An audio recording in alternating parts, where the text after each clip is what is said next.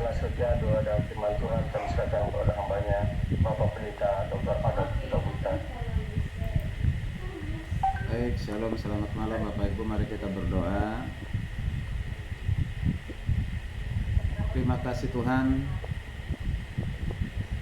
atas kebaikan Tuhan dalam hidup kami sepanjang hari ini, terutama hari-hari yang sudah kami lalui, di mana kami diberikan kesempatan melayani Tuhan sebagai utusan Tuhan di tengah-tengah dunia ini, berkarya bagi kemuliaan bagi Kristus, untuk terus boleh melayani Tuhan dalam pemberitaan Injil. Yang bersyukur itu semua anugerah Tuhan, kesempatan yang Tuhan berikan kepada kami. Biarlah kiranya kesempatan yang Tuhan berikan kepada kami kami pergunakan semaksimal mungkin dalam memberitakan kabar baik, memberitakan Injil Kristus. Itu tugas kami, tanggung jawab kami. Dan kami tetap rindu sebagai jemaat, sebagai hamba Tuhan, diperlengkapi terus dengan kebenaran firman-Mu, karena kami tahu firman-Mu itu yang akan memotivasi kami, menguatkan kami dalam pekerjaan pelayanan Tuhan. Dan firman yang kami dengar bukan saja menjadi berkat bagi kami, tapi juga akan menjadi berkat bagi orang lain ketika kami memberitakannya. Tuntun hati dan pikiran kami untuk membaca akan sebagian dari kebenaran firman-Mu. Di dalam Kristus Yesus, firman yang hidup, kami telah berdoa dan siap membaca, merenungkan, memahami, dan siap menerima, melakukan kebenaran firman-Mu. Haleluya, amin. Baik, selamat malam Bapak Ibu. Apakah suara saya jelas? Suara saya jelas? Halo? Malam, ya. Ngaran ya? Jelas ya, karena ini kadangkala ada. Halo? Shalom. Shalom. Ya. Kedengaran Pak ya? Oke, baik. Dengar Pak. Saya coba share firman Tuhan lewat PowerPoint PPT yang saya buat. Sebentar, saya coba share. Ya. Oke.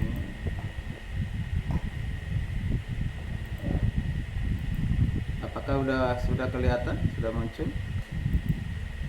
Sudah? Sudah Pak, sudah.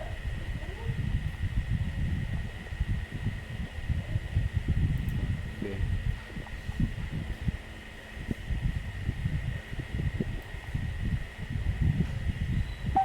Baik, Bapak Ibu, sesuai dengan tema yang diberikan kepada saya melalui Bu Hertina, berarti pengurus dari persekutuan PPKO ya, PPKO, yaitu dengan tema bagaimana memiliki kasih dan perdamaian. Bagaimana memiliki kasih dan perdamaian. Ini masih dalam bentuk pertanyaan begitu ya. Ya, pertanyaan karena menggunakan kata bagaimana. Berarti masih kita perlu melihat kembali, mengingat kembali bagaimana kita bisa memiliki kasih dan kehadiran kita ya, kehadiran yang membawa kedamaian ya, yang diambil dari 1 Petrus 3 8 sampai 12. Tapi saya percaya kita sudah hidup di dalam kasih dan juga perdamaian. Mengapa demikian? Karena kita sebagai orang Kristen ya, terlebih sudah menjadi hamba Tuhan, tentu kita melayani itu didasarkan kepada kasih, yaitu kasih Kristus. Nah, kalau kita sudah hidup di dalam kasih dan didasarkan kepada kasih Kristus, ya udah pasti damai. Karena kasih dengan damai dua hal yang tidak mungkin dipisahkan. Tidak ada bisa katakan aku sudah damai tapi tidak hidup dalam kasih. Tidak mungkin ada orang mengatakan hidup dalam kasih tapi tidak pernah damai. Berarti itu hanya sebatas ucapan, perkataan, tapi bukan dalam tindakan. Itulah sebabnya Rasul Petrus ya mengingatkan kepada jemaat secara umum di 1 Petrus 3 ayat 8 sampai 12 ya. Kita akan baca ayat ini 1 Petrus 3. Saya akan baca karena ini lewat Zoom, jadi saya saja yang baca, Bapak Ibu bisa mengikuti. Demikian firman Tuhan dengan perikop Lembaga Alkitab Indonesia, kasih dan damai, sesuai dengan temanya ya. Akhirnya hendaklah kamu semua seia sekata, seperasaan, mengasihi saudara-saudara, penyayang dan rendah hati, dan janganlah membalas kejahatan dengan kejahatan atau caci maki dengan caci maki. Tetapi sebaliknya, hendaklah kamu memberkati, karena untuk itulah kamu dipanggil, yaitu untuk memperoleh berkat. Sebab siapa yang mau mencintai hidup dan mau melihat hari-hari baik, ia harus menjaga lidahnya dari yang jahat dan bibirnya dari ucapan-ucapan yang menipu. Ia harus menjauhi yang jahat dan melakukan yang baik. Ia harus mencari perdamaian dan berusaha mendapatkannya. Sebab mata Tuhan tertuju kepada orang-orang benar dan telinganya kepada permohonan mereka, tetapi wajah Tuhan menentang orang-orang yang berbuat jahat. Puji Tuhan, yang berbahagialah kita yang mendengar serta melakukan kebenaran firman Tuhan. Bapak Ibu, para hamba Tuhan yang saya kasihi, apa yang dikatakan oleh Rasul Paulus ini adalah suatu perintah, ya, perintah kepada jemaat secara umum, yaitu kepada orang Kristen. Nah, jadi dia menyampaikan ini tentu di tengah-tengah orang Kristen. Nah, kalau ini disampaikan di tengah-tengah keluarga Kristen, berarti masih ditemukan orang-orang Kristen masa itu, ya, tidak memiliki kasih atau tidak memiliki damai, atau kurang dalam hidup dalam kasih atau kurang hidup dalam damai.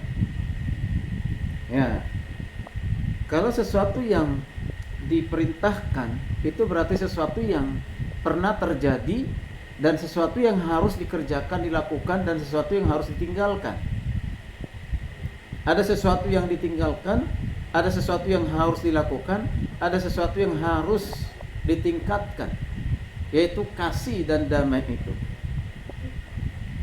Kalau saya melihat surat Petrus ini berbicara tentang karakter ataupun integritas orang Kristen, termasuk ya hamba Tuhan di dalamnya. Karena untuk hidup di dalam kasih, hidup di dalam damai, dengan melakukan di ayat 8 itu sudah pasti. Ya, ayat 8 ini menjadi ayat kunci. Kalau ayat yang ke-9 sampai ayat yang ke-12 itu adalah sebab akibat.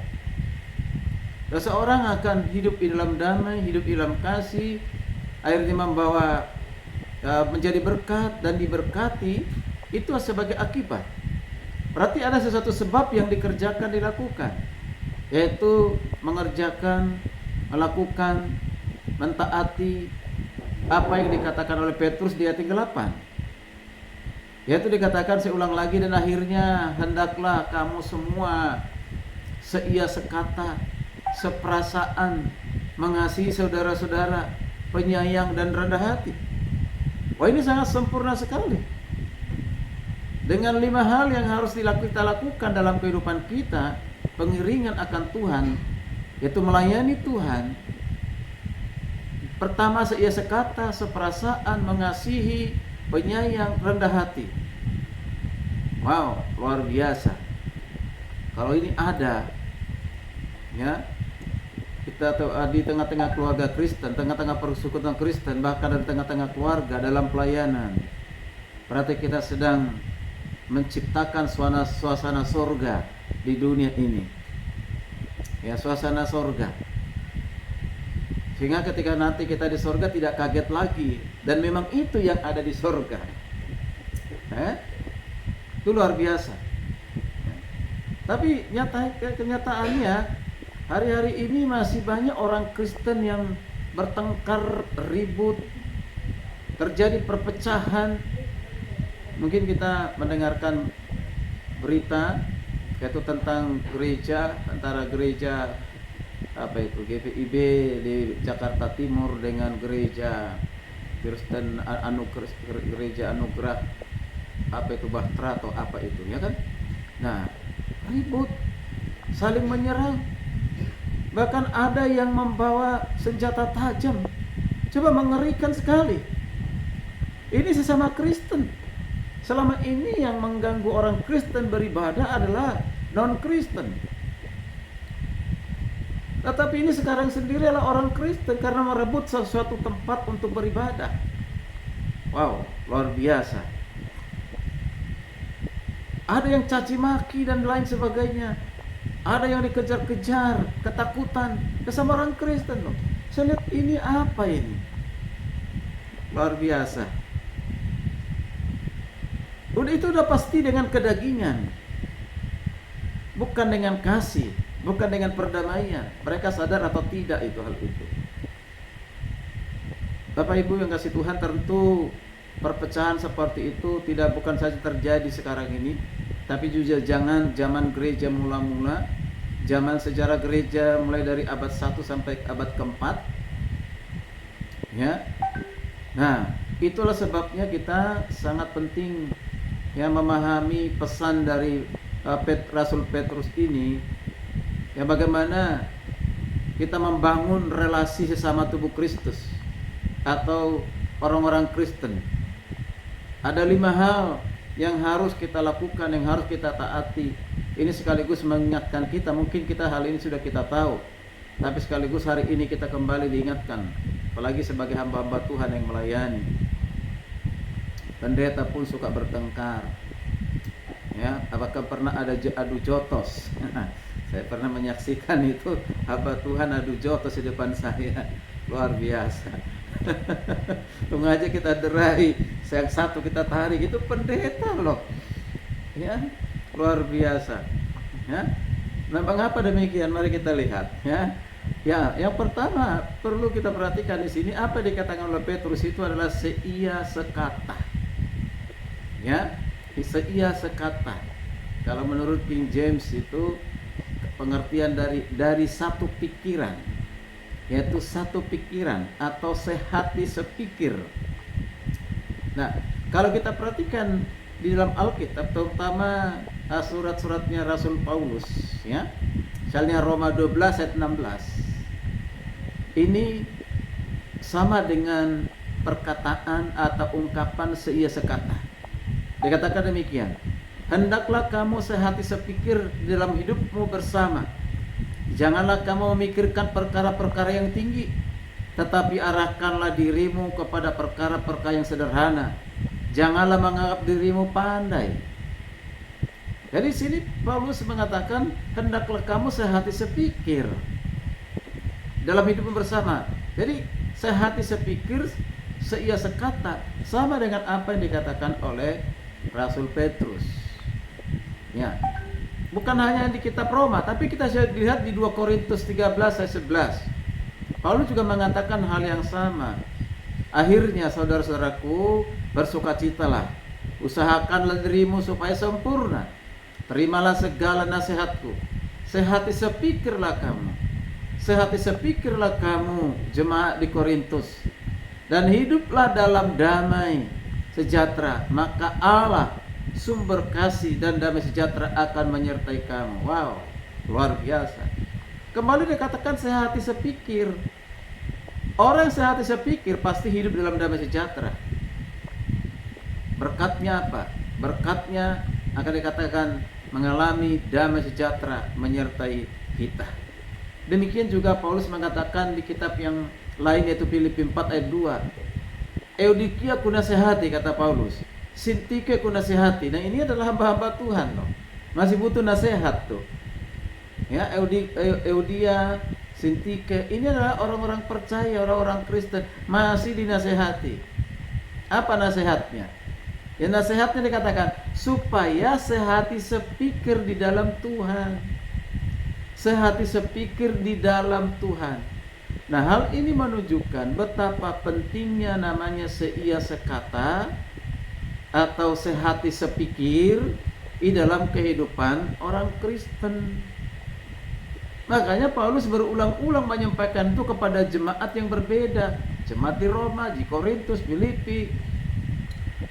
Berarti ini sesuatu yang sangat penting dan sangat hal yang harus dikerjakan, dilakukan oleh orang-orang percaya. apalagi hamba-hamba Tuhan. Ya, tidak ada kasih, tidak ada damai kalau tidak diawali dengan sehati sepikir. Nah, ada beberapa hal yang harus kita lakukan. Bagaimana kita supaya mempunyai satu pikiran di dalam Kristus tentunya. Ya, satu pikiran dalam Kristus, satu pikiran dalam firman Tuhan. Karena Tuhan kita sama, Yesus Kristus. Kita ini ada di tubuh yang sama, tubuh Kristus. Sekalipun berbeda suku, pendidikan, ekonomi, sosial, dan perbedaan-perbedaan yang lain, tapi ini satu dalam Kristus. Sekalipun berbeda di dalam talenta, dalam karunia-karunia yang berbeda, itu tidak membuat kita kepada suatu kesombongan, merasa diri lebih hebat, lebih baik. Tidak. Tetapi semuanya itu adalah satu keunikan yang Tuhan karuniakan supaya kita tetap sehati sepikir. Mari kita bersama-sama bagaimana caranya supaya kita menjadi orang-orang yang sehati sepikir. Yang pertama, berdoa. Berdoa untuk tercapainya kesatuan pemikiran. Doa itu adalah napas hidup kita. Jika kita berdoa sesuai dengan kehendak Tuhan, saya pastikan itu didengar oleh Tuhan dan dikabulkan oleh Tuhan. Orang-orang Kristen harus merindukan dan berdoa untuk kesatuan orang Kristen, kesatuan dalam gereja, kesatuan dalam pelayanan. Sebagaimana doa Tuhan Yesus yang mengatakan supaya orang-orang percaya itu bersatu. Di Yohanes 17 ayat 11. Barangkali saya harus membaca kitab ini, Yohanes 11. Kita tahu ayat ini ya. Ya, ini kalau Yesus sendiri aja berdoa untuk kesatuan kita supaya kita bersatu, apalagi kita juga harus berdoa. Terima kasih Tuhan. Saya buka Yohanes 17 ayatnya yang ke-11, berkata demikian. 17 ayat 11. Ayatnya yang ke-11, aku tidak ada lagi di dalam dunia. Artinya Yesus akan naik ke surga, tetapi mereka masih ada di dalam dunia. Siapa ini mereka dalam dunia? Orang-orang percaya.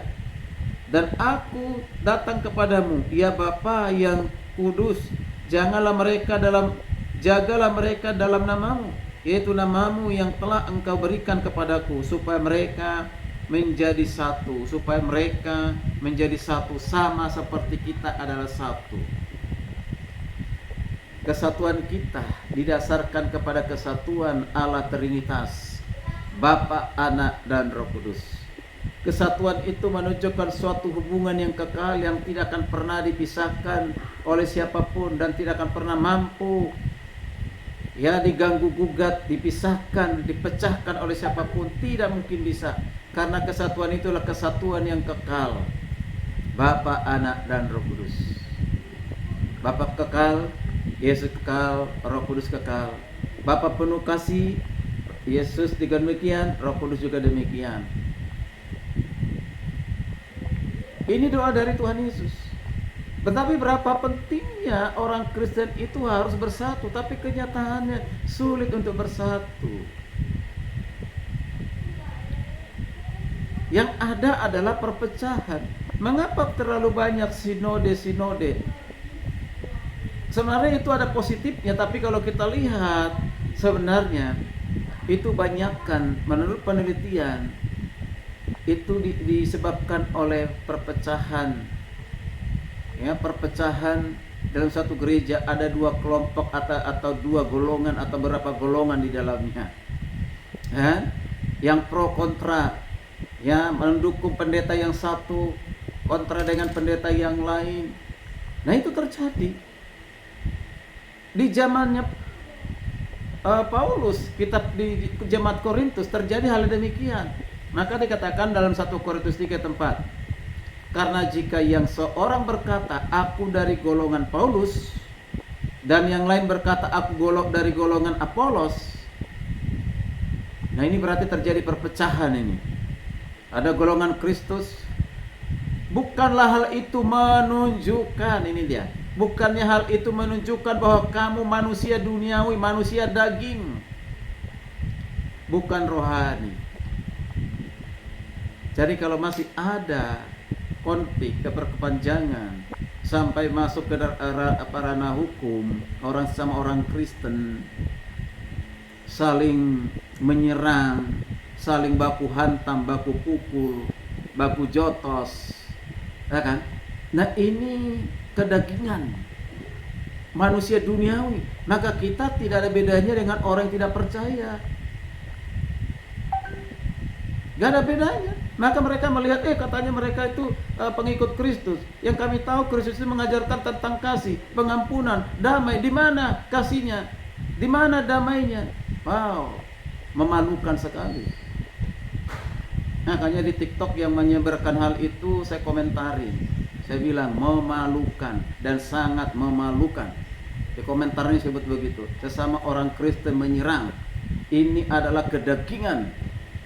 Kembali kalau saya bilang mengingat kembali kasih Tuhan itu seperti apa. Luar biasa Bapak itu kasih Tuhan. Ya. Saya melihat tuh, sekali lagi saya ingat perpecahan dalam satu gereja sehingga mendirikan sinode-sinode yang baru. Itu berawal dari perpecahan di dalam. Kalau murni gereja yang baru, sinode yang baru tanpa karena perpecahan masih bagus tuh. Itu beberapa yang saya coba teman-teman hamba Tuhan itu. Mengapa pisah? Karena macam-macam. Selalu yang dibuat alasan itu adalah pendetanya ya, dan semua ada juga ajaran-ajaran yang lain. Itu yang pertama. Lalu kedua, selain berdoa, ya, selain berdoa yang kedua, pengajaran dan pengertian firman Tuhan seharusnya seragam. Doktrinnya harus sama. Ini kurang K di sini ya. Doktrinnya harus sama. Sesungguhnya doktrin gereja itu tidak boleh beda loh. Ya, tidak boleh beda. Perbedaan itulah yang membuat kita ada yang merasa lebih benar, lebih hebat, yang lain sesat, ya kan? Nah itu. Karena kalau orang Kristen tidak bisa membedakan antara doktrin, dogma, etika. Etika bisa berubah-ubah, liturgi bisa berubah-ubah, terserah gereja masing-masing. Tapi doktrin itu tidak boleh berubah, harus sama. Doktrin itu apa contohnya? Doktrin contohnya misalnya kalau kita bicara tentang dosa, semua orang telah berbuat dosa, itu doktrin. Itu nggak boleh diubah, kecuali, nah kan? Atau doktrin lain tentang dosa, upah dosa ialah maut. Itu doktrin, nggak boleh diubah. Karena maunya kita, enggak, Tuhan itu penuh cinta kasih, tidak semua bawa maut. Nah ini, ya kan? Atau doktrin itu apa? Dia katakan, kata Yesus kepadanya, akulah jalan, kebenaran dan hidup, tidak seorang pun yang datang kepada Bapa kalau tidak melalui aku. Dia satu-satunya jalan keselamatan. Di bawah kolong langit ini tidak ada nama lain diberi keselamatan. Itu doktrin. Tidak boleh diubah. Lalu dikatakan, oh ada jalan lain di luar Yesus. Nah ini yang di gereja loh. Kalau di non-Kristen mengatakan demikian, itu wajar-wajar saja, nggak usah kita protes.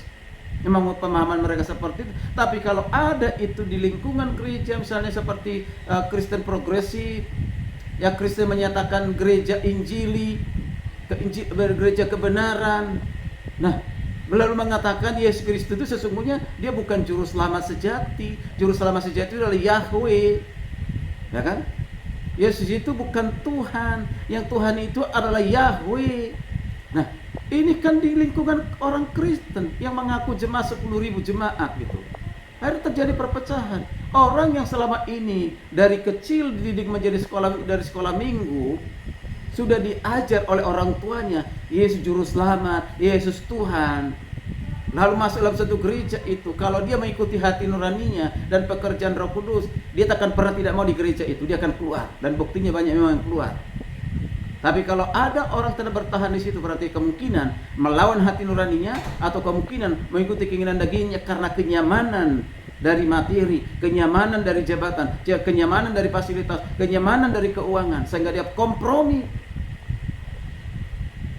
Itu. Sampai kelama begitu. Sedih sekali kalau kita mendengarkan ada juru selamat selain Yesus. Yesus bukan sungguh-sungguh Allah, bukan Tuhan. Hanya dipertuhankan oleh bapak-bapak gereja Siapa yang menjadikan Yesus Tuhan, yaitu Paulus dan juga bapak-bapak gereja? Sesungguhnya tidak demikian. Ini kan mengerikan. Makanya kalau bermacam-macam doktrin dalam satu gereja, inilah cikal bakal kesesatan dan menyesatkan. Makanya dalam gereja itu, ya saya terapkan juga di gereja di mana saya menggembalakan. Saya tidak kepada orientasi jumlah yang banyak. Ya kalau orientasinya tujuan jumlah yang banyak, ya kalau saya uang yang banyak, boleh saja saya buat tempat yang nyaman. Lalu setiap hari Minggu saya buat sembakau, pembagian sembakau, ya kan? Membuat hal-hal yang sifatnya keinginan daging ini, pasti banyak orang datang. Pernah saya lakukan satu kali seperti itu, karena kebetulan ada orang yang mau sponsori untuk memberikan sembako dengan waktu banyak. Saya undang, banyak sekali hadir. Tapi minggu depannya masih hadir nggak mereka? Tidak, ya kan? Nggak hadir. Kemana mereka? Lalu ditanya-tanya kepada, nanti masih ada pembagian sembako enggak? Nah, ditanya-tanyai, kalau ada dia datang, kalau nggak ada nggak datang. Nah ini orang Kristen duniawi, dulu orang Kristen sembako itu, ya kan? Mengapa demikian? Karena pengajarannya belum kuat. Masih melihat hidup ini berkat secara materi, secara jasmani. Itu luar biasa. Makanya hamba Tuhan itu harus mengajar doktrin yang kuat, pengajaran yang kuat di satu gereja dalam satu pelayanan. Bersatu pikiran hal-hal yang di dalam iman pasti. Lalu ini secara tidak langsung menunjukkan pada persetujuan dari pengertian, dan setelah itu persetujuan dari kasih perasaan, yaitu persetujuan satu doktrin, seragam dalam doktrin. Nah, doktrin yang sama. Tapi katakan, apa mungkin itu Pak Pendeta? Ya kalau orang Kristen mau, mungkin. Tapi kalau tidak, ya tidak akan pernah mungkin. Setan itu memang menyerang orang-orang Kristen kok, bukan orang lain. Menyerang melalui doktrin, ya. Nah itu supaya jangan dilakukan, jangan dilakukan, jangan diterima, jangan diyakini, ya. Jadi supaya memiliki pikiran yang sama, suatu pikiran itu dikatakan firman Allah itu yang dibaca, direnungkan, disampaikan, seharusnya itu didominasi oleh pemimpinnya dalam satu gereja, didominasi untuk pengajarannya. Tapi sehari-hari ini kita melihat banyak sekali, ya, gereja, pengkhotbah di gereja itu penggembalanya hanya satu kali, ya, hanya satu kali, ya, yaitu mungkin di minggu pertama. Minggu kedua, ketiga, keempat, kalau kelima dari luar semua. Kira-kira motivasinya apa? Ya kan? Motivasinya apa? Pasti ada motivasi yang lain. Oh, kalau saya undang dia khotbah di kita, ya nanti dia kenal kita. Ujung-ujungnya apa? Bisa jadi mitra, bisa mendukung pelayanan. Ya. Ada yang banyak seperti itu, ya kan? Bahkan gembalanya berdoa kebutuhannya di depan pengkhotbah yang diundangnya itu, bukan lagi berdoa kepada Tuhan tapi berdoa kepada pengkhotbah. Mungkin dia orang bisnis, mungkin dia pengusaha, kan begitu. Jadi doanya bukan kepada Tuhan lagi, doanya kepada siapa? Kepada pengkhotbah yang hadir, kan gitu. Nah, ini yang sering terjadi, luar biasa. Maka saya terapkan. Kalau saya di satu gereja itu, saya membuat topiknya, temanya, nas firmannya, tidak boleh keluar dari situ. Nanti kalau misalnya sudah keluar dari situ, bukan merasa berarti saya lebih hebat dari mereka, tidak. Saya kasih masukan, saran. Maka kita khotbah di dalam gereja itu per kitab. Kami dalam beberapa bulan ini kitab Roma sudah selesai sampai kitab Roma 11, akan memasuki Roma 12. Ya, sampai kitab Roma nanti selesai, masuk lagi kitab yang lain. Kitab Yohanes sudah selesai. Kenapa? Karena di situ ada doktrin, di situ ada praktika atau etika, di situ ada semuanya, terutama akan dibangun surat-surat Paulus, surat-suratnya atau Petrus, rasul-rasul, semuanya mereka mengajarkan tentang doktrin. baru nanti terakhir praktika. Bapak Ibu, ini penting sekali. Ya, jadi pengajaran dalam gereja harus didominasi oleh satu orang yang mengajar. Seharusnya begitu, sebaiknya begitu. Ini pun akan sia-sia jika jemaat hanya sebagian mau belajar. Karena antara yang belajar dan tidak belajar, ini akan terjadi namanya perbedaan pemikiran atau kesamaan dalam pemikiran. Lihat aja kalau di jemaat itu ada berbeda di dalam hal pengajaran. Itu ada yang rajin datang di PA, ada yang malas datang, sehingga dia nggak lengkap untuk mendapatkan. Makanya kalau kita buat dalam satu gereja itu, ya ada misalnya 12 kali pertemuan pendalaman Alkitab, ya 12 kali pertemuan itu harus hadir paling tidak, ya kalau nggak bisa 100%. Maaf, ini anjing saya lagi menggonggong, tolong diamankan dulu, jadi berisik ini masuk ke sini. Ya, baik. Terlalu banyak anjingnya di belakang. Ya, semua disayang. Baik, Bapak Ibu kita lanjutkan ya. Nah, tadi kalau ada pendalaman Alkitab di gereja, ya seharusnya jemaat itu dimotivasi untuk hadir, atau kelompok tuh bersama komsel itu harus diupayakan hadir. Yang malas hadir itu akan terjadi ya sesuatu nanti tidak bertumbuh. Bisa saja dia mudah tersesat gitu kan, yang nggak stabil. Nah, apalagi namanya majelis hamba Tuhan, ya, atau pikaris, pengerja gereja, guru sekolah minggu. Jangan sampai malas hadir pendalaman Alkitab yang diprogramkan oleh gereja. Kalau kita banyak hadir, maka pemikiran yang sama, doktrin yang sama itu akan tercipta, akan ada. Nah, nanti tidak berani lagi melawan gembalanya. Bukan begitu Pak Gembala, ini yang benar Pak Gembala. Kenapa? Karena didengar di luar gitu. Nah, kan? Nah, jadi dia mengajarin gembalanya jadinya kan gitu. Nah, padahal kalau itu benar masih mending gitu. Tapi yang dia katakan itu sudah jelas keliru, salah, tetap aja ngotot begitu. Ya? Bukan, Alkitab sudah menjelaskan yang menjadikan Tuhan itu, Yesus itu adalah Paulus. Nah ini kan jelas Alkitabnya. Karena dia hanya dibaca satu konteks atau tidak dibaca, hanya dengar orang lain.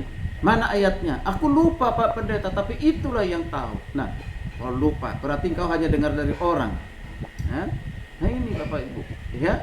Jadi kalau enggak berbahaya sekali. Itulah sumber perpecahan. Doktrin di gereja itu sumber perpecahan. Kalau berbeda doktrin, itu sudah sering terjadi. Kalau cara atau etika itu bisa berbeda. Liturgi itu bisa berbeda. Kadang-kadang liturgi aja bisa berbeda. Berbeda menjadi satu menganggap lebih baik, lebih benar, ya kan? Nah, itu. Kalau di gereja itu misalnya alat musiknya lengkap, gitu kan? Wah, lalu nyanyinya girang gembira, dikatakan, oh, Roh Kudus sedang bekerja, gitu. Lalu kalau di gereja lain hanya pakai satu keyboard, piano tunggal, lalu sepi, ya tidak ada sorak-sorai, oh nggak ada Roh Kudusnya. Nah ini gini bahaya ini, ya kan? Nah, karena di dalam gereja itu ada yang bisa berbahasa roh, karunia bahasa roh, hebat, dipenuhi oleh roh. Nah, lalu di gereja sana tidak ada yang bisa karunia bahasa roh, oh di situ sepi dia bahasa Roh Kudusnya, di sana banyak kedagingan. Nah ini dia. Nah itu banyak hal yang seperti itu Bapak Ibu, ya. Nah, makanya firman Tuhan hari ini bagaimana supaya sehati sepikir, yaitu seharusnya satu dalam doktrin. Dogma bisa berbeda, ya, etika boleh berbeda, praktiknya boleh bisa berbeda, talenta bisa berbeda, karunia bisa berbeda, tapi harus satu di dalam doktrin. Karena doktrin itu adalah kebenaran yang hakiki, yang tidak boleh diubah oleh siapapun, oleh situasi pun, oleh kondisi pun, oleh budaya pun, oleh apapun tidak bisa diubah. Sering saya buat suatu ilustrasi, ya. 1 tambah 1 seharusnya 2. Tapi orang bisa bilang 1 tambah 1 ditambahin jadi 11. Nah, kan? Ada orang bilang gitu. Enggak dong, tetap 1 ditambahin 1 mepet jadi 11. Nah, enggak bisa. Tetap 1 tambah 1 tetap 2. Itu kebenaran. Dalam situasi kondisi apapun itu dia tetap kebenaran. Itu adalah suatu kepastian. Tidak boleh diubah. Kebenaran juga demikian begitu. Apalagi kita dalam penginjilan, ya kan? Di dalam penginjilan jangan sampai kita kompromi dengan budaya-budaya yang bertentangan dengan firman Tuhan. Ya, seringkali budaya itu kita bersyukur, ya, itu banyak sekali ya budaya yang berbeda, setiap suku berbeda budayanya, kita bersyukur untuk hal itu. Tetapi ada budaya-budaya yang bertentangan dengan firman Tuhan. Kita harus boleh menjadi terang di situ, sekalipun mungkin kita menjadi musuhnya, musuh dari ketidakbenaran, tidak apa-apa. Ya, tidak apa-apa. Orang Batak misalnya, ya, masih sampai hari ini, ketika orang tuanya yang masih sudah lanjut usia masih hidup, opung masih hidup, diperlakukan nggak dengan penuh kasih, dihormati nggak, dihargai nggak, banyakan tidak. Tapi setelah matinya, wah, menangisnya beraung-raung, Inong, Among, kenapa tinggalkan aku, Inong, Among, belum saatnya Among, Inong. Aduh, makanlah itu Among Inongmu itu, tapi dalam kehidupannya nggak diperhatikan, gitu kan?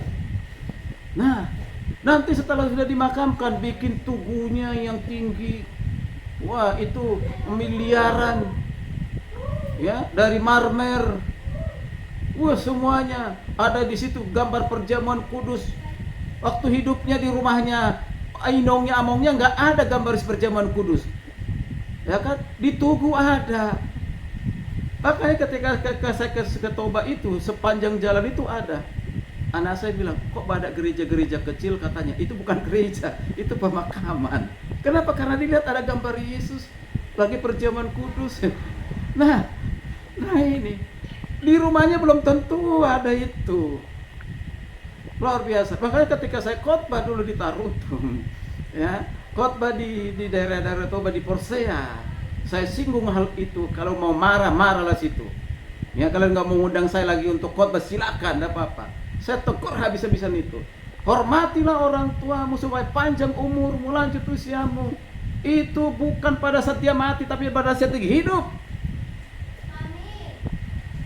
Saya katakan seperti itu. Sia-sia dia nggak menikmati itu. Barangkali menjadi satu kecongkakan, kesombongan, menjadi satu persaingan dengan yang lain, menunjukkan kok orang berhasil daripada yang lain. Oh, melihat dengan tugu yang besar itu, oh, aku dilihat orang lain, oh, anak-anaknya semua sukses berhasil. Wah, itu menjadi satu ukuran. Gak ada gunanya, gak nikmati. Jangan-jangan pada saat dia usia tua, ya, makanannya beda dengan kita, tempat tidurnya beda dengan kita, atau kita titip di panti jompo supaya jangan merepotkan. Saya percaya teman-teman hamba Tuhan di tempat ini tidak ada yang seperti itu. Lagi udah penginjil. Amin, Bapak Ibu. Ya. Oke, lanjut. Bagaimana? Ya, supaya terwujud sehati sepikir itu. Yaitu penting namanya persekutuan dengan Roh Kudus atau persekutuan dengan Tuhan. Di Efesus 5 ayat 18 dikatakan, hendaklah kamu dipenuhi oleh Roh Kudus. Hendaklah kamu dipenuhi oleh Roh Kudus. Kata dipenuhi di situ itu pengertian dari bahasa aslinya dikendalikan, dikuasai, dipimpin oleh Roh Kudus.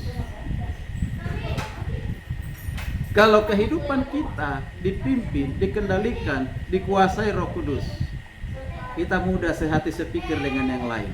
Karena kita punya Roh Kudus yang sama, tidak berbeda.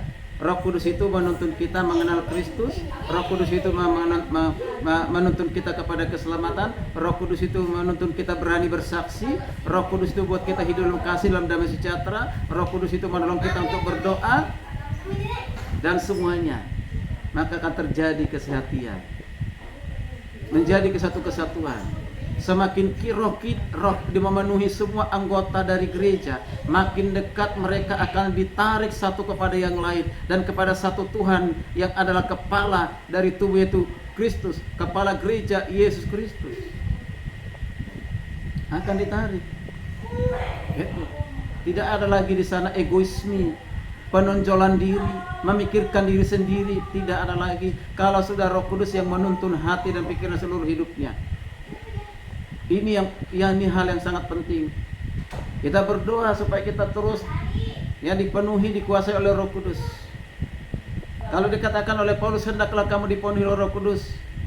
Ini bukan untuk orang tertentu, tetapi kamu berarti menunjukkan kepada semua orang percaya. Pada katakan hendaklah kamu dipenuhi Roh Kudus, itu perintah. Ketika diperintahkan di sesuatu yang pasti kita bisa kerjakan, pasti kita lakukan. Tidak pernah Tuhan perintahkan sesuatu yang kita tidak lakukan. Kalau kita dipenuhi Roh Kudus, maka hasilnya hubungan kita dengan Tuhan harmonis. Nanti dibaca ayat yang ke-19 sampai 20. Harmoni, hubungan kita dengan Tuhan harmonis, bermazmur bagi Dia, memuji Dia, bersyukur, bersuka cita. Dan selanjutnya dikatakan di ayat 21, hubungan kita satu sama lain menjadi baik.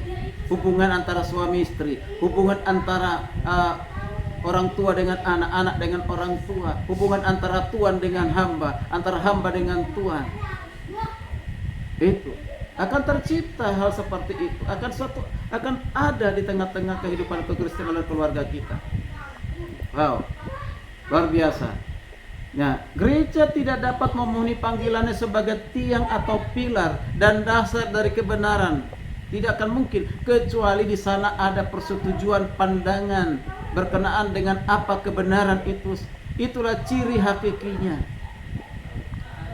Kita mempunyai pekerjaan yang berbeda, posisi yang berbeda, gereja yang berbeda, kadang-kadang pandangan yang berbeda berkenaan dengan hal yang terbaik yang harus dilakukan. Tetapi jika ada kasih Kristus, maka akan terpelihara kesatuan itu. Pikiran yang bersifat dasar atau pokok yang harus ada pada kita harus sama. Misalnya ini, contoh ya. Semua harus setuju bahwa penambahan jemaat harus dilakukan dengan penginjilan. Itu harus sama, setuju. Harus setuju. Kemarin saya dengar waktu hadir di Setekat Taurus, Pak Jasesmon mengatakan, aduh di gereja saya itu udah bisa penginjilan, Pak. Jangan, saya nggak terima di sana untuk penerapan penginjilan, itu kan. Nah, berarti itu belum sama itu, masih berbeda kan gitu. Kalau kita usulkan begitu ya. Nah, sama dalam hal itu, tetapi cara melakukannya bisa berbeda-beda. Ya. Misalnya ada yang ingin mengadakan KKR besar-besaran, silakan. Cuma modalnya besar, harus ada panitia, ada tempat, kan gitu ya. Ya, membutuhkan dana yang besar. Ada yang menginginkan jemaat dilatih dengan metode penginjilan patukom rohani, itu dilakukan itu. Nah, ada dengan metode kan gitu ya. Nah, dan ada juga dengan metode-metode yang lain, usulan yang lain, dan banyak yang lain dengan traktat. Nah, semua harus jemaat membagi-bagikannya dan sebagainya. Boleh saja, cara boleh berbeda. Nah, yang sama adalah Injil harus diberitakan. Itu. Injil harus diberitakan dengan cara apapun itu. Harus diberitakan. Cara yang berbeda tidak apa-apa. Begitu. Dengan konteks Indonesia tentu dengan berbeda dengan konteks di negara-negara Kristen itu, ya. Itu yang pertama. Lalu yang berikutnya, yang kedua, apa yang harus dilakukan supaya bisa punya dasar atau pokok yang sama? Misalnya yang kedua, semua harus setuju bahwa pelayanan atau pekerja Kristus harus akrab satu sama lain. Harus akrab satu sama lain. Harus ramah satu sama lain. Harus saling memotivasi satu sama lain. Harus sama mendorong satu sama lain di dalam membangun sama-sama. Kan? Nah, untuk mencapai hal itu ada hal yang harus kita kerjakan, kita lakukan, bermacam-macam pandangan. Seperti kita mengadakan misalnya perjamuan kasih. Saya yakin ini PPKO ini ada pertemuan-pertemuan yang langsung setelah ibadah, ya, bercengkerama, makan bersama, sharing, bersaksi. Itu untuk memupuk, meningkatkan keakraban itu. Itu harus dikerjakan, dilakukan. Ada gereja setiap minggu setelah ibadah berpolisi dengan jemaat pengerja, dikasih makanan kecil. Ada yang misalnya hanya sebulan sekali, akhir bulan sekaligus merayakan ulang tahun gereja, ulang tahun jemaat yang berulang tahun, ya. Lalu setelah ibadah makan bersama gitu. Itu untuk menciptakan keakraban. Ya, keakraban. Ada yang melakukan retreat, ibadah padang, piknik, mengadakan acara makan bersama dan semuanya. Itu bisa dilakukan untuk menciptakan keakraban. Jangan gereja itu masuk ibadah, selesai ibadah pulang gitu, ya kan? Nggak ada pertemuan. Nanti nggak usah pertemuan di sini, nanti pertemuan di udara saja, kan gitu, ya kan? Pertemuan di udara cukup gitu. Nah, tentu tidak demikian. Harus menciptakan keakraban dengan segala cara. Membuat jemaat itu senang hadir. Kalau ada jemaat yang pertama kali hadir suatu gereja seperti itu, lalu melihat keakraban seperti itu, pastikan minggu depan dia datang. Tapi kalau mulai dari depan penerima tamu senyum pun tidak, dicuekin, dia masuk sendiri, masuk ke gereja disambut pun enggak. Wah, ini gereja apa ya? Ini gereja apa ya? Kok nggak semuanya serba cuek dan yang lain? Menyesal saya masuk ke sini, hanya malu saja keluar lagi. Minggu depan jangan harap dia datang. Tidak akan pernah datang. Itu Bapak Ibu. Ya. Nah, yang ketiga, ini agak loncat. Jadi semua harus setuju bahwa persekutuan doa itu penting dan harus diadakan. Ini semua satu pikiran. Sebelum kita melakukan penginjilan, sebelum kita melakukan pelayanan, sebelum kita melakukan pelayanan mimbar, kita doa bersama dulu. Ya, itu harus diadakan. Sepakat, setuju. Setelah selesai pelayanan, kita doa bersama dulu. Setuju, sepakat. Tentang bagaimana caranya untuk mencapai itu bisa berbeda pendapat, tidak perlu kita perdebatkan. Ada yang menginginkan jamnya dilakukan sebelum pemahaman Alkitab, silakan. Jangan kita ngomong, oh tidak, nanti saja. Ada yang sesudah pemahaman Alkitab, ada yang pada hari Minggu minta hari Minggu sore karena mungkin dia kerja dari Senin sampai Jumat. Mau tidak mau, sore kita lakukan. Ada yang mengusulkan supaya diberi acara makan. Nah, ada yang seperti itu. Ya, sebaiknya selesai kelompok sel, kelompok itu bersama, adalah makan-makan. Nggak apa-apa, kita siapkan. Jangan langsung bilang, hei, motivasimu makan ya. Nah, belum tentu loh. Nah itu, jangan. Harus sepakat untuk mengadakan. Nah ini warning ini.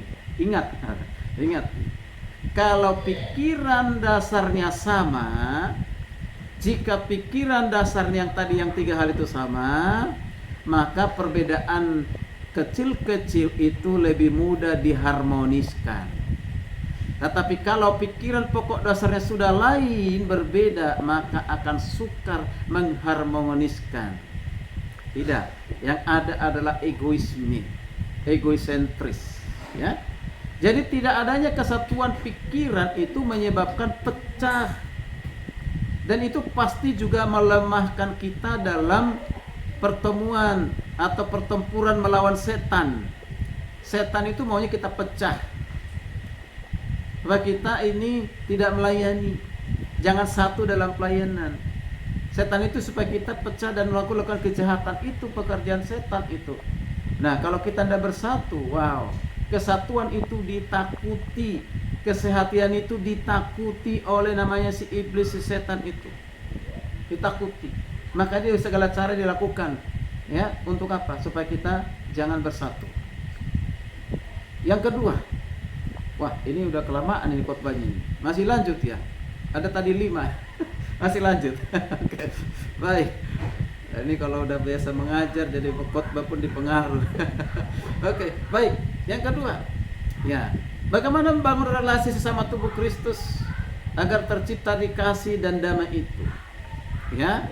Yang kedua, Petrus katakan, hendaklah kamu seperasaan. Seperasaan. Kalau menurut King James itu mempunyai belas kasihan satu terhadap yang lain. Berarti bukan mengasihi diri sendiri, yaitu memiliki belas kasihan satu terhadap yang lain. Maka ini dikatakan itu seperasaan. Atau menurut Alkitab yang lain yaitu RCP katakan apa? Simpati. Ya, simpati atau bersikap atau mempunyai simpati. Itu katakan dari NIV. Ya kan? Simpati. Nah, kalau kata William Berkeley dia katakan apa? Satu hal adalah jelas, simpati dan keegoisan tidak bisa ada bersama-sama. Aku simpati tapi ada egois, tak mungkin. Orang simpati pasti tidak egois. Orang yang simpati pasti keinginan ingin bersama, ada kebersamaan, sehat itu pergi. Itu ada perasaan. Nah, perasaan itu penting sekali. Jadi maka dikatakan di sini, selama si aku adalah hal yang terpenting dalam dunia kita, dalam kehidupan kita, tidak mungkin bisa bersatu, tidak akan dapat merasa simpati.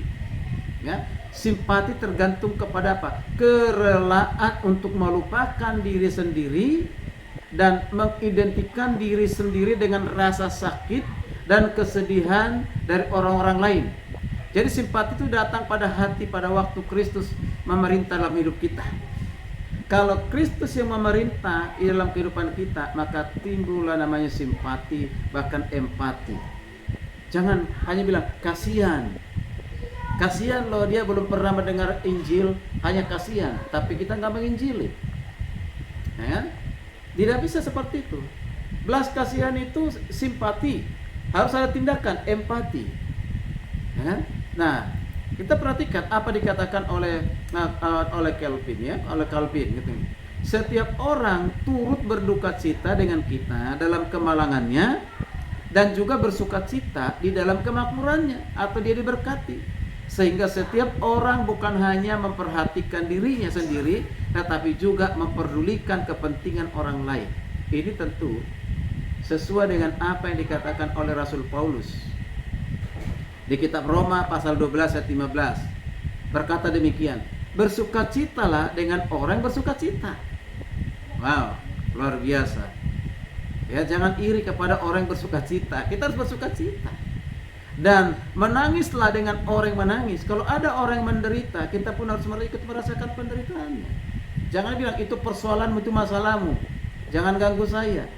Ya, itu dirimu, itu pasti karena dosamu, itu karena kelakuanmu. Wah, nah ini tidak bisa seperti itu. Kita bisa merasakan. Seorang konselor kalau tidak bisa merasakan masalah yang dihadapi oleh konseling, tidak usah jadi konselor. Karena dibutuhkan kepekaan. Apa yang dia sampaikan, dia curhat segala persoalannya, masalahnya, dia curhat perasaannya. Kita simak, dengan seksama kita dengar, kita seolah-olah ada di dalam dia dan merasakannya. Bukan hanya seolah-olah, tapi memang kita merasakannya. Nah itu, maka dia akan terbuka dan dia mau dituntun. Ya, kemudian 1 Korintus 12:26, hal yang sama dikatakan oleh Paulus. Karena itu jika satu anggota menderita, semua anggota turut menderita. Ada nggak demikian di dalam gereja? Atau sudah langka? Jika satu anggota dihormati, semua anggota turut bersukacita. Luar biasa. Tapi kalau kita lihat dalam gereja, menghargai, menghormati itu masih sering dikotak-kotakkan, dibeda-bedakan. Iya. Kalau dia jemaat yang lebih kaya dan lebih dermawan, oh penghormatannya, penghargaannya, perlakuannya luar biasa berbeda. Tapi kalau coba dia datang orang yang sederhana, miskin dan yang lain, dibedakan juga dengan apa? Ya, kalau dia mau masuk, masuk saja, mau duduk, duduk saja, silakan saja. Tapi kalau dia sudah orang kaya, dijemput, ditungguin dari depan sampai dia duduk. Ya, silakan, nanti pulangnya juga demikian. Tapi kalau orang miskin, ya kan, ini sering ada di gereja. Bahkan pernah saya mengalami hal yang sama seperti itu. Ya, saya melihat perlakuan seperti itu. Waduh, luar biasa. Tidak bisa seperti itu. Yesus Kristus tidak pernah membeda-bedakan, tidak pernah mengkotak-kotakan. Dia melayani orang miskin, dia melayani orang sakit, dia melayani orang kaya, dia menegur orang kaya, bahkan orang-orang kaya ditegur lebih keras lagi. Ya, bukan dihargai, dihormati, tapi hari ini pendeta lebih menghargai, menghormati orang kaya dan yang lain sebagainya, itu pejabat. Ya, nah kalau disama dilakukan masih mending, tidak bisa demikian. Yang ketiga, yaitu hendaklah kamu mengasihi. Ini adalah perintah Paulus secara khusus kepada saudara seiman. Kita memang harus mengasihi orang-orang kafir, mengasihi orang-orang yang tidak percaya kepada Kristus. Tapi jelas kasih yang dimaksudkan oleh Petrus ini adalah kasih Philadelphia, kasih persaudaraan, saudara seiman. Itu harus lebih diutamakan, diprioritaskan. Seperti apa dikatakan dalam kitab Galatia 6 ayat 10. Karena itu selama masih ada kesempatan bagi kita, marilah kita berbuat baik kepada semua orang. Nah, kepada semua orang. Tidak pandang bulu, tidak beda-bedakan. Tetapi, ini dia, tetapi terutama kepada kawan-kawan kita seiman. Harus ada bedanya dong kasihnya kepada yang lain yang tidak percaya dengan seiman. Apalagi dalam lingkup komunitas kita gereja, lingkup pelayanan, ya kan, lingkup PPKO. Nah, itu harus ada bedanya dong, ya kan, harus ada. Itu membedakan mungkin dengan saya bukan bagian dari PPKO, saya wajar harus terima itu, ya kan. Nah, kalau Pak Jason mau ngasih sesuatu hadiah masing-masing gitu, lalu saya tidak dikasih, saya harus terima itu. Tidak boleh saya protes. Pak Jason, aku juga dikenal, aku dikasih juga dong. Gak boleh begitu, ya kan? Kita harus terima begitu, ya. Bagi yang di luar itu, dan kita pun harus melihat itu sesuatu penghargaan bagi orang yang melayani Tuhan, ya. Nah, itu Bapak Ibu. Lalu yang berikutnya dikatakan, hendaklah kamu menjadi penyayang, ya. Nah, penyayang itu lebih kepada dikatakan baik hati, berbelas kasihan, ya. Jadi kalau kita bukan hanya menolong saudara-saudara kita dan meringankan kesengsaraan mereka, tetapi juga sabar dan kelemahan-kelemahan mereka. Di antara komunitas, gereja, pelayanan, persekutuan, pasti ada yang di antara itu memiliki kekurangan, kelemahan, pasti. Tapi seringkali kelemahan, kekurangan itu menjadi senjata kita untuk menyerang orang, menjatuhkan orang. Itu sering terjadi. Seharusnya tidak demikian. Justru kelemahan, kekurangan itu kehadiran kita menjadi motivator yang mengingatkannya supaya apa? Jangan dia tinggal terus dalam kelemahan itu, membuat dirinya sendiri, merugikan diri sendiri, bahkan menjadi batu sandungan bagi orang lain. Ini hal yang keempat sebenarnya tadi, ya, bukan hal ketiga. Penyayang. Kalau kita mempunyai hati yang baik, lembut, berbelas kasihan, maka kita bukan hanya menolong saudara kita yang ada dalam kesengsaraan, tetapi juga sabar kalau karena kelemahan-kelemahan dari mereka. Kita harus sabar karena kelemahan mereka. Mereka melakukan kesalahan-kesalahan kepada kita, kita sabar, ya, menghadapi mereka. Ya, apa dikatakan oleh William Barclay, dikatakan ada arti tertentu dalam membalas kasihan, di mana belas kasihan itu ada dalam bahaya untuk menjadi sifat yang baik, kebaikan yang hilang. Keadaan dari zaman kita cenderung untuk menumpukan pikiran kita kepada kepekaan dalam belas kasihan. Maksudnya di sini, jangan sampai kita tumpuk dalam pikiran kita kesalahan, kekurangan orang lain sehingga tidak ada belas kasihan dalam kehidupan kita. Tetapi kepekaan itu adalah yang harus ada dalam kehidupan kita sehingga kita ada namanya belas kasihan, ada kepekaan. Kapan itu? Pada saat orang punya kelemahan, kekurangan, dia menunjukkan segala kekurangannya itu. Di situ kita punya kepekaan. Orang ini butuh pertolongan, orang ini butuh dibimbing, orang ini butuh diselamatkan, dan yang lain sebagainya. Yang terakhir, membangun relasi sesama tubuh Kristus. Yang kelima itulah hendaklah kamu rendah hati. Rendah hati, humble. Satu pikiran yang rendah hati, yaitu rendah hati. Kerendahan hati itu merupakan suatu yang penting dan harus ada pada setiap orang Kristus, apalagi hamba Tuhan. Karena kesombongan dan kebanggaan menyebabkan kita bisa merendahkan orang lain, merendahkan sesama. Saya kutip definisi kerendahan hati menurut Stephen Tong. Definisi kerendahan hati menurut Stephen Tong itu adalah di mana kita sebagai orang Kristen menempatkan Kristus yang utama dan pertama dalam kehidupan kita. Itu rendah hati. Karena Yesus rendah hati. Dia menjadi manusia, Dia menjadi hamba. Dia penuh cinta kasih. Dia penuh dengan cinta damai. Itu rendah hati. Yesus adalah sosok pribadi yang patut kita contoh dalam hal kerendahan hati. Hanya tiga lah. Pertama dikatakan Musa dalam perjanjian lama, seorang yang lemah lembut dan rendah hati. Kemudian Yesus sendiri berkata demikian. Ya, baru Paulus mengatakan juga demikian. Ketika berkata demikian, itu bukan hanya satu ucapan belaka, tetapi memang itu kehidupan mereka. Tapi orang yang rendah hati tidak harus mengatakan aku rendah hati loh. Tidak perlu. Ya, tapi disaksikan, dilihat, dirasakan, dialami oleh orang lain. Itu orang rendah hati. Jangan ada sedikit pun kesombongan. Orang yang sombong itu akan menjadi orang yang congkak. Kita melihat hidup ini hanya satu anugerah, hanya satu kesempatan. Semuanya dari Tuhan. Apapun kita miliki, yang kita menikmati, semua dari Tuhan. Kadang-kala orang sudah materi, dia kalau kaya dalam hal materi lebih dari yang lain, itu menjadi satu kesombongan hingga merendahkan orang lain.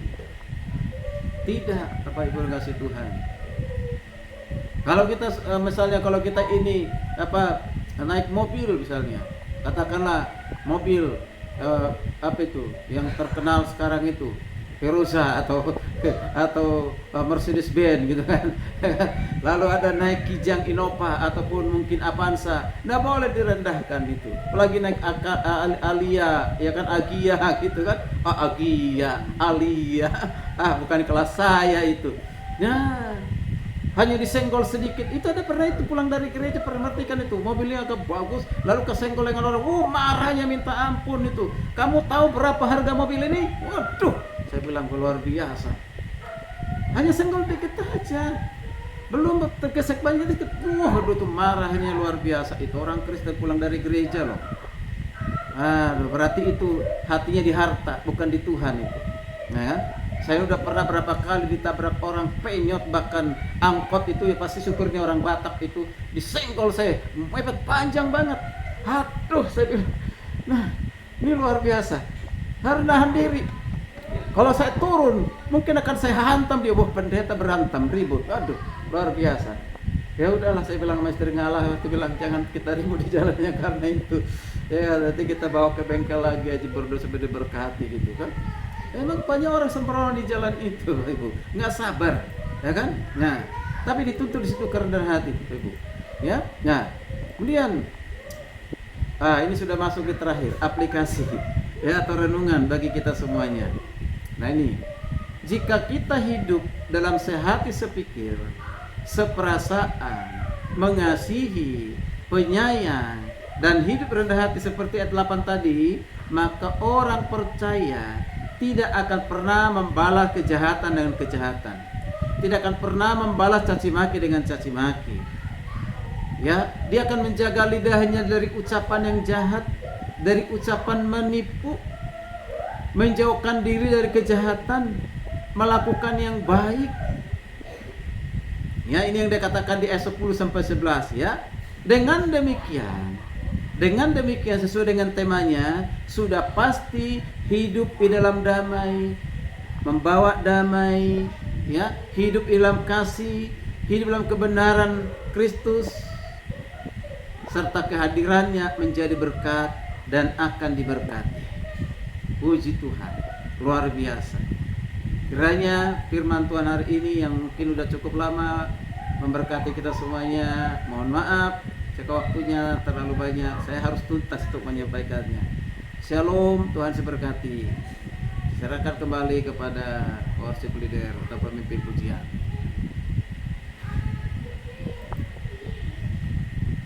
Puji nama Tuhan. Tuhan memberkati firman Tuhan disampaikan oleh Pendeta Adolf untuk kita yang percaya